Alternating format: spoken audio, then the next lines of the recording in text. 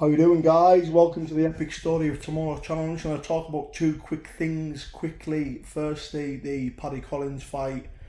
I'm going to leave that down to the boys, Timmy and Willie Joyce. They'll deal with the politics side of it. I'm just going to concentrate on my training. I think the way Paddy conducted himself in a gentlemanly manner, and that's what I liked when he said let's fight for sport, because bare knuckle fighting back in the 1900s, that's what it was all about. It was all about sport. It was all about having a fair go, shaking hands and having a drink at the end of it. But I don't drink, but I'll have something to eat because I love my food. So that fight will be on November. I'm not going to talk about it much because at the end of the day we'll both train hard. There's no crap talk. There's no hatred there between us. And I just think that's the good thing about it. A lot of people, I'm 38 and I feel in the prime of my life because I'm living the life. I'm living the life, I'm training every day, I'm up early every day, I'm doing the cold water methods, I'm eating really healthy, I'm in good shape. I'm going to get in better shape, I'm going to keep getting better and better and improving my boxing skills and my footwork. I'm in there doing overtime, man. If you watch me, you'll see, if you were there with me and filming me, you would see the overtime that I put in to improve and get better. Now, the other thing that I was want to speak about was the physical and the mental health problems that I went through during the Dean Lynch Ward camp. I did not think I was going to be ready for that fight. After the ghost hunt in Edinburgh, on the vaults that you've seen on my podcast show, I had started getting breathing problems, but I was actually weeks before this having breathing problems during training. I was getting anxiety. Well, I thought it was anxiety while I was training, having panic attacks. I thought something's not right, something isn't right. So anyways, cut a long story short, 2 weeks later we're doing the ghost hunt. I started getting breathing problems again. So then I'm on the way home from Edinburgh, back on the train, and I collapsed with a really tight chest and I couldn't breathe, I couldn't get my breath. And the emergency services came, they put all the heart stuff on and they rushed me into hospital. And the next minute I'm knocked out on Valium, put on this table, and I'll turn around and I look and I see all these, this like tube up into my arteries, having a look at my heart. Greatly came back that I've got a healthy heart and I actually had an infection around the heart called pericarditis. Now, pericarditis, they told me I couldn't train for 3 weeks, and when they told me this, I thought,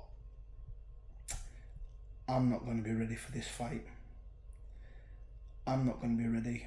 I was going through so much anxiety and panic attacks, but it wasn't, it was actually pericarditis. It was interfering in my training camp.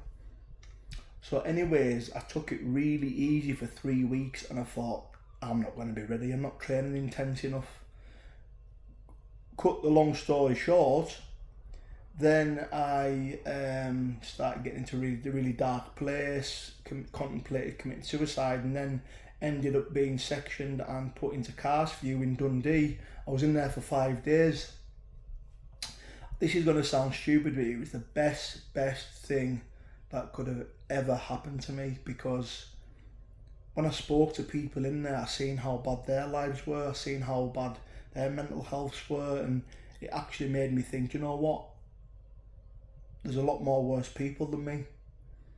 And it gave me the initiative to get out there and start creating and being a new me, and I've done that. I've got out. The thing is, with being in the hospital, it gave me routine. You had to eat at a certain time, you had your medication at a certain time, you went to bed at a certain time, you got up a certain time.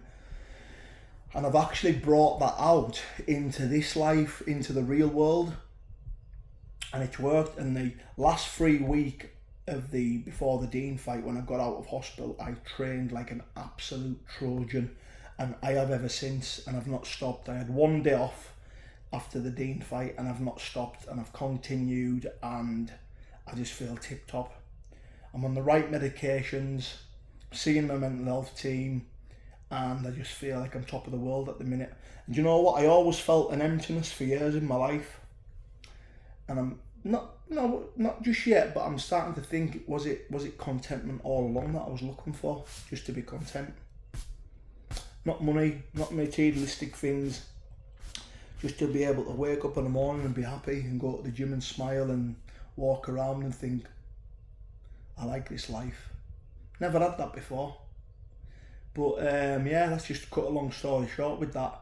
But yeah, so I just everyone will look. I'm not going to talk about the Paddy Collins fight much, but it'll be happening. You know me, I always turn up, and he's a travelling fighting Irishman. It'll be a tough fight, very hard fight, and something I'm looking forward to and putting on another show. So yes, I hope you all tune in. I'll let Willie and Timmy deal with the politics side of things and everything else. I'm just a fighter. I'm going to train. But I just want to say thank you to everybody that supported me. Listen, I was always innocent all along. You got to remember, guys, when you're tortured mentally online for 3 years, it has a mental effect on your mind. And I've now been diagnosed with complex post-traumatic stress disorder, and that is a diagnosis. I'm on the medications, and now I know what's up. Now I know what's wrong with me. You know, I feel good. I'm not ashamed, and I want a lot more men to speak out about it. So, but listen, guys, I'm gonna go now for a nap. So God bless. Have a good day. If you like, subscribe, comment on the channel, push the algorithm up, and have a great day. See you later, guys.